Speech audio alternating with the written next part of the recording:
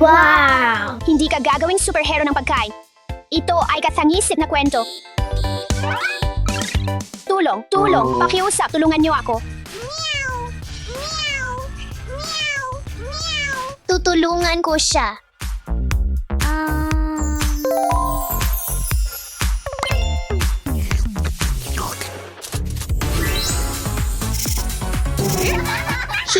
Dasha!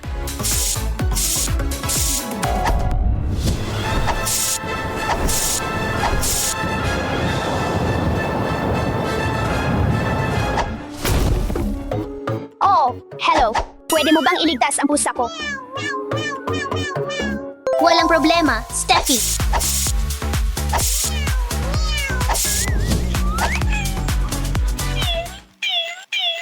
Yehey! Nailigtas mo ang pusa ko. Masaya akong makatulong kahit kailan. Paalam.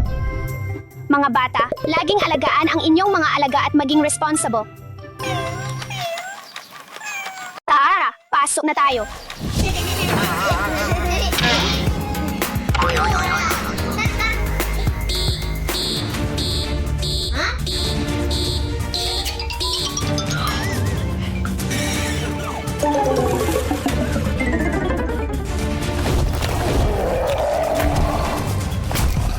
Handa na akong tumulong.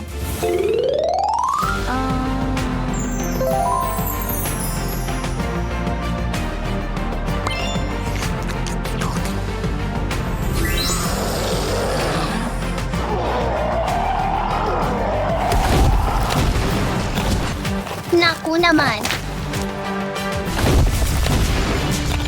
Huwag kang mag-alala, Damir. Tutulungan kita. Tulong.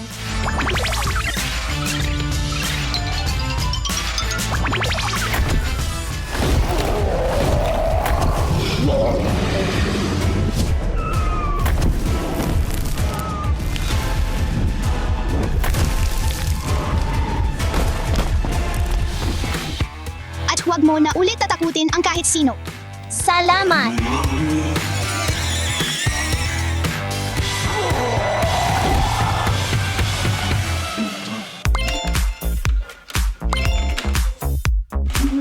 Nanalo ako. Tulungan niyo ako. Ibigay mo sa akin. Akin yan. Naku, nasa panganib siya. Tutulungan ko siya.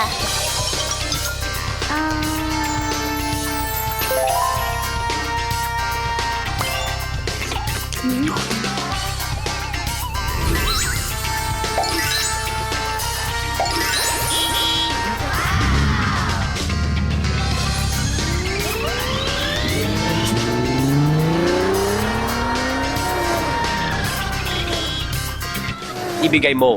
Ibigay mo. Hoy, ibalik mo yan. Hindi sa'yo yan. Hindi, hindi. Ang masamang asal ay mali at laging nagdudulot ng masamang bunga. Hoy, tumigil ka.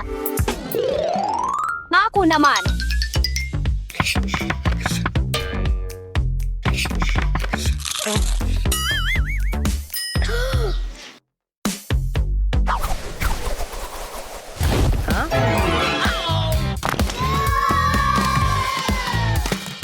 Oo.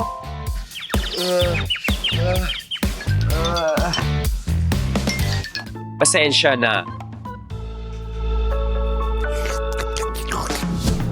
Salamat, Dasha. Walang anuman.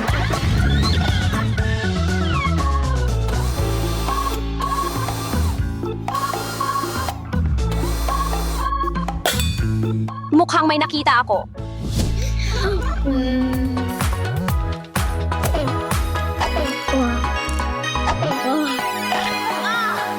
Panalo ako.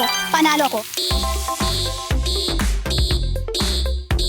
May pwede bang tumulong sa akin? Pakiusap. May tumulong naman sa akin. Pakiusap. Tulungan niyo ako. Tutulong ako.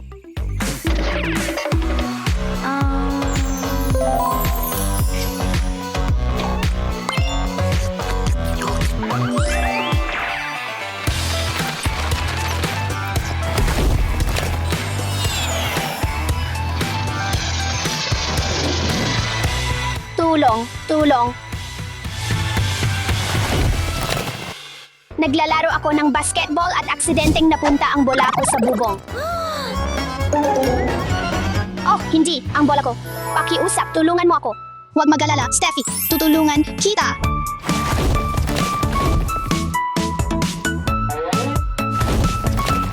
Heto na. Maraming salamat.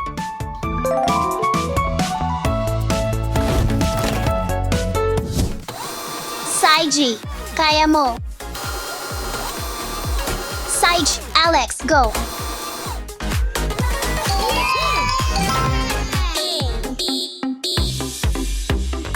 Tulungan mo ako. Tulungan mo ako.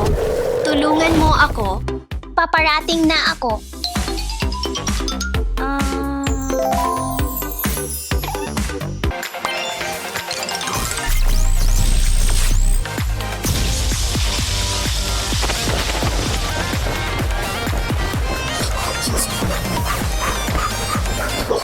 Tulong sa iba ay nagiging tunay kang bayani.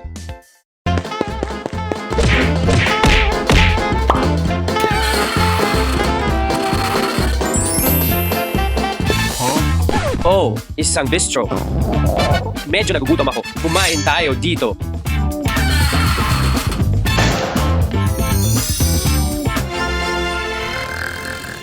Kawili-wili.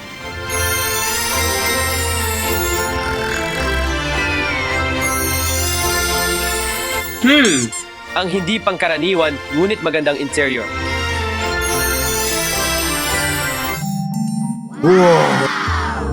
Tingnan mo yan.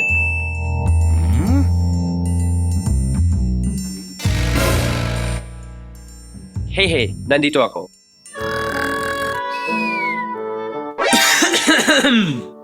Pasensya na. Hindi ako makapaniwala na natutulog ang kusinero habang nagtatrabaho. Excuse me, miss. Ano? Natutulog ka ba? Gumising ka. Mayroon tayong unang customer. Ma'am, mukhang kahinahinala ang bistro na ito. Kaya inspeksyonin ko ang restaurant na ito. Gazing, Eva. Oh my God! Dasha, mayroon tayong unang customer. Ano ang gagawin ko? Sage.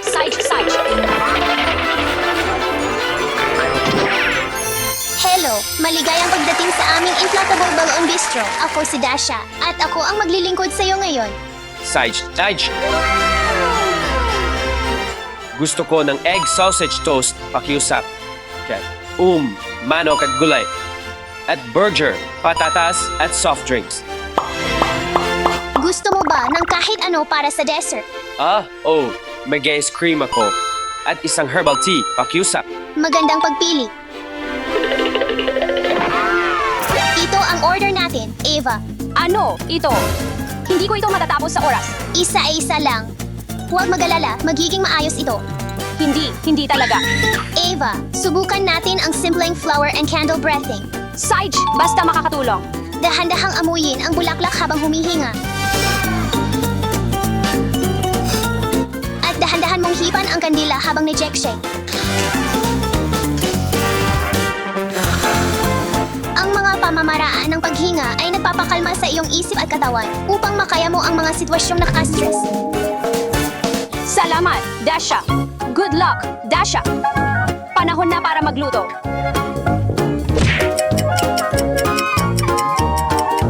Itlog, sausage at toast.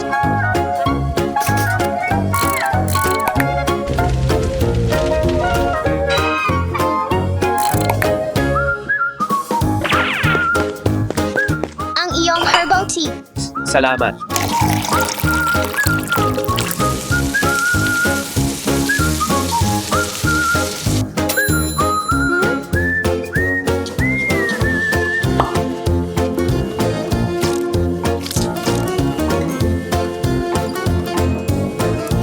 Handa na ang pagkain. Paparating na. Medyo masarap. Maganda talaga ang serbisyo dito. Paparating na ang iyong order. Enjoy mo ang iyong pagkain. Salamat, H&M. Amoy masarap. Ano ang gawa sa pagkain ito? Paano mo kakainin ito? Ito ang pinakamahusay na balon food sa bayan. Kaya i-enjoy mo, sir.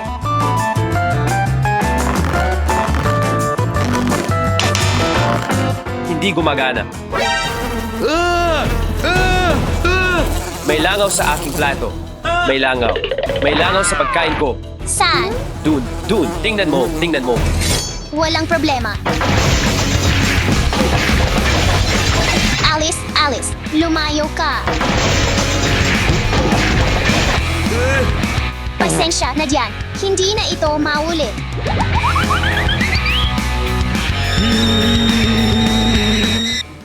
Tayo ay mag-rate ng pest control. Mahalaga ang pest control. Dahil ang mga insekto at maliliit na hayop ay maaaring makasira sa iyong pagkain at gawing marumi ang restaurant. Kailangan nilang pagbutihin ito. Simulan natin ang ikalawang ulam, burger, patatas at soda. Madali lang. At gusto kong makinig ng musika habang nagluluto.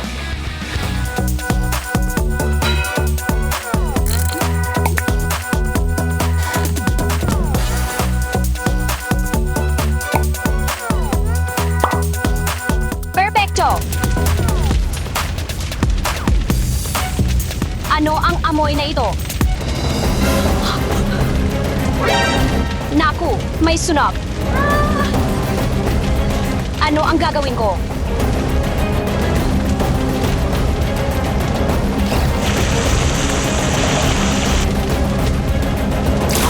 Naku po, hindi umubra.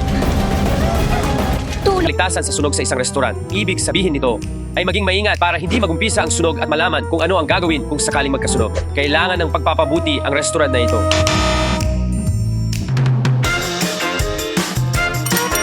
Handa na ang pagkain.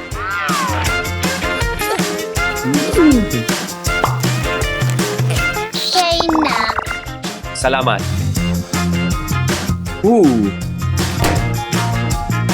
Ano ito? Isang segundo. Nasa control ko ito. Wow! Ang pinakamasarap na air-made na patatas.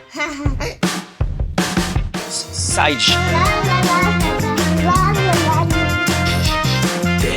Napakahalaga ng kalidad ng pagkain sa mga restaurant sa tatlong pangunahing dahilan.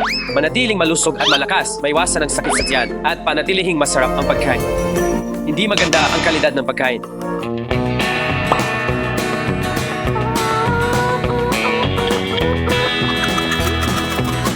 Umatras ka. Bakit ang bilis mo?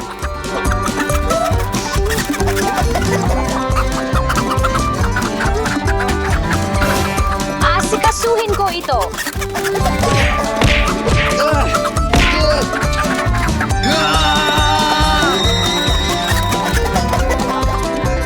Pasensya na, mahal na bisita. Hindi na ito mahuli. Mas mabuting hindi.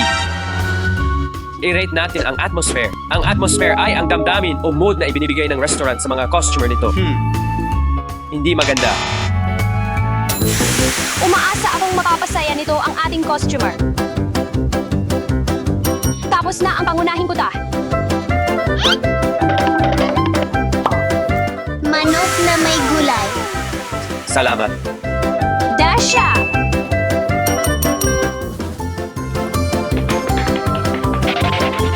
Ano yoyon? Hindi ito in order. Ito ay papuri mula sa aming restaurant para sa aming bisita. Wow, magandang ideya. Ha? Hindi ko naman ito in order. Ito ay papuri mula sa chef. Napaka-sweet naman. Salamat. Pasensya na sa abala.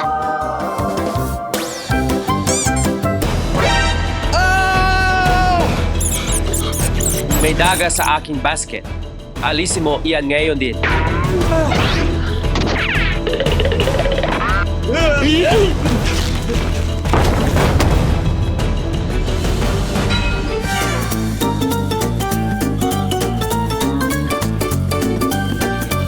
Pasensya na talaga. Ayusin ko ang lahat. Muebles, hindi maganda.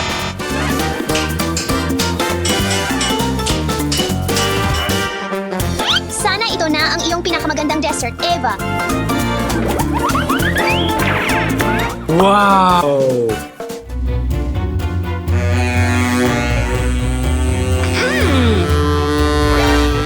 Napakagandang presentasyon. Hindi pa ako nakakita ng ganitong presentasyon. Kahanga-hanga.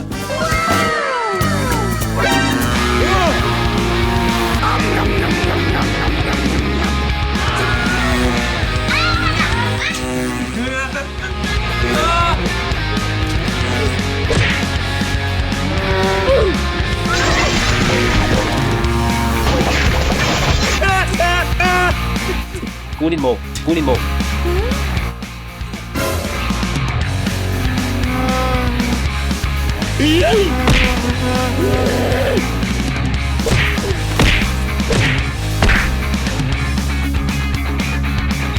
Wala na ba? Sa wakas,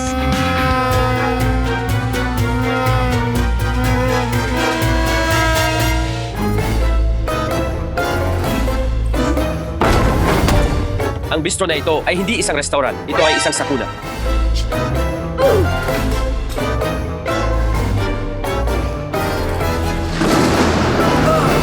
Ay, ayos. Tamang-tama. Ito pa ang kailangan ko. mga bata, tandaan niyo palagi, magtulungan kayo at sundin ang mga patakaran sa kaligtasan. Kung may nangyaring mali, manatiling kalmado at magtulungan bilang isang koponan. Ay.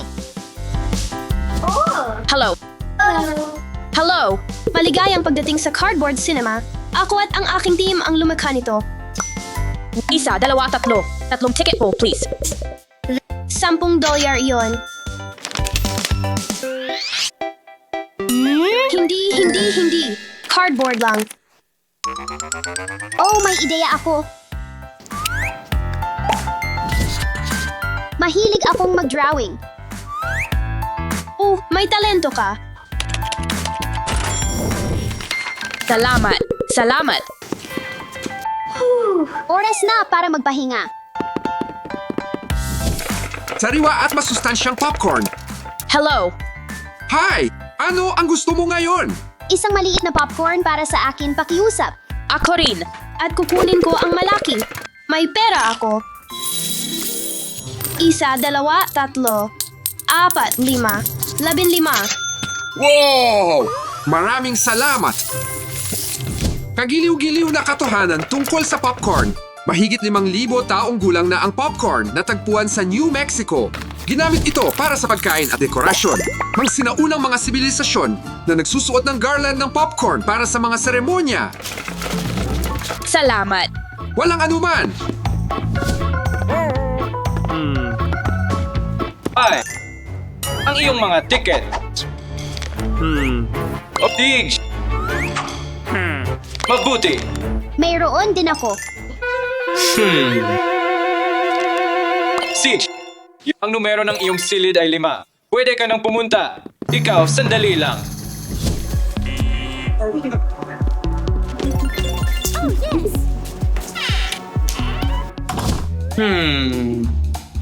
Ano? Hindi pinanapayagan ang magdala ng sariling pagkain. Tanging cardboard na pagkain lamang ang pinapayagan sa aming Cardboard Cinema. Kasama ang mga matatamis para sa iyo at sa iyong mga ipin. Oops, pasensya na. Hindi ko na ito gagawin muli. Pwede na ba akong umalis? Oh, pwede ka na ngayon. Yeva, Alice, hintayin niyo ako pakiusap.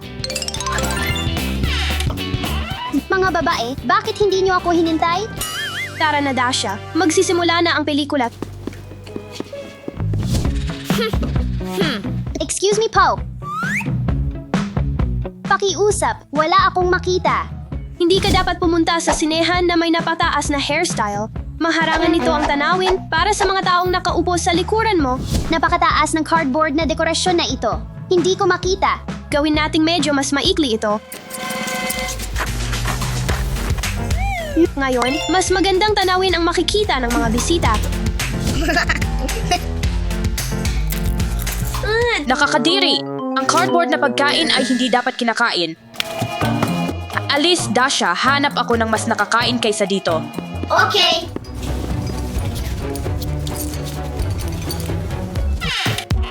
Mga tao, sumama kayo sa akin. Pinto 5. Pinto 4. Pinto bilang 3. Pinto bilang 2. At 1. Oo, tingnan mo lang ang sining ng cardboard na ito. Oras na para pumili ng merienda para sa akin at sa mga babae. 1, 2, 3, 4, 5, 6. Ang bango. Halos parang totoong totoo.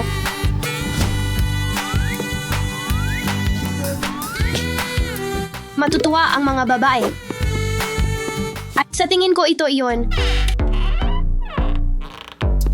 Ang salitang dinosaur ay nagmula sa mga salitang Griego na nangangahulugang kahila, hilakbot na butiki. Nabuhay sila noong panahon ng Mesozoic na nahati sa mga panahon ng Triassic, Jurassic at Cretaceous. Huh? Hindi ito ang pelikula ko, mga kaibigan.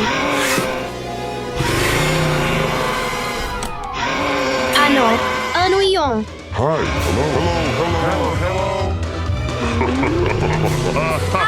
Tulong.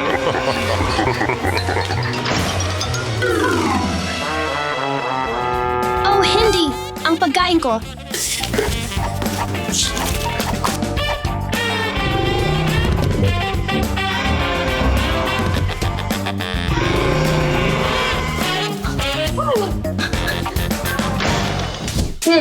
Ito ba ay numero 4? O numero 5? Oh, sa tingin ko ay 6 iyon.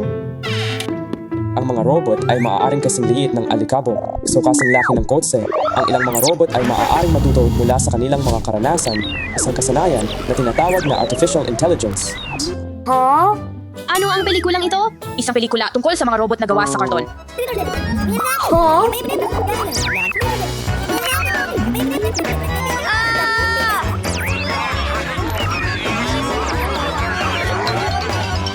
Hindi ito ang pelikula ko.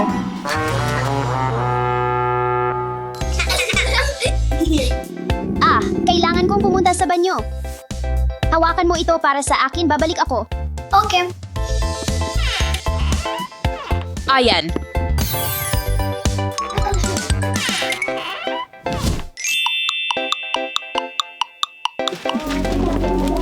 Bilisan mo! Ang banyo ay para sa mabilisang gamit lang. Pag-film o paglalaro gamit ang telepono. Pakibibilisan naman!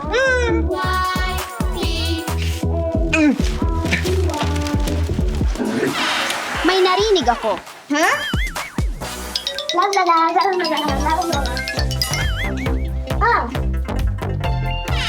Pinili ang pangalang Labubu dahil nakakatuwa ito at madaling bigkas sila tunog upang magtugma sa kakaibang personalidad ng karakter. Si Labubu ay isang babaeng karakter. Oh, ano ba yan? Ano ang pelikulang ito?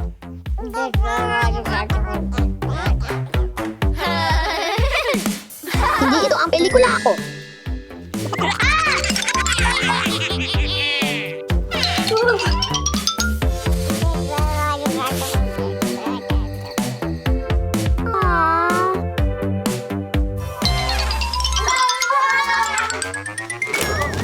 Dasha, ikaw ba yan? Ava? Ava, saan ka ba nanggaling sa lahat ng oras na ito? Dasha, hindi ka maniniwala. Naligaw ako at nakalimutan ko ang numero ng kwarto natin.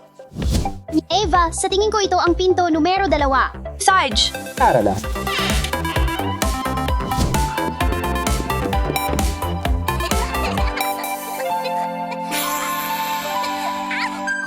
hindi ito ang pelikula natin. Dasha, Oo nga, ang pelikulang ito ay tungkol sa mga sanggol. Hello? Hi!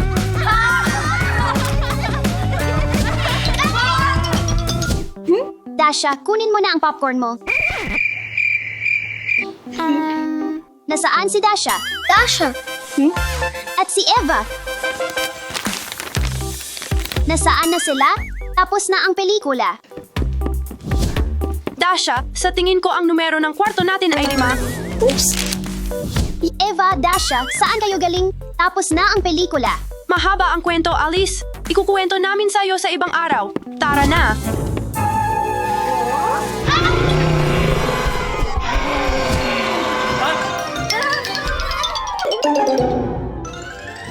Ay! Maligayang pagdating sa aking karton na tindahan ng ice cream.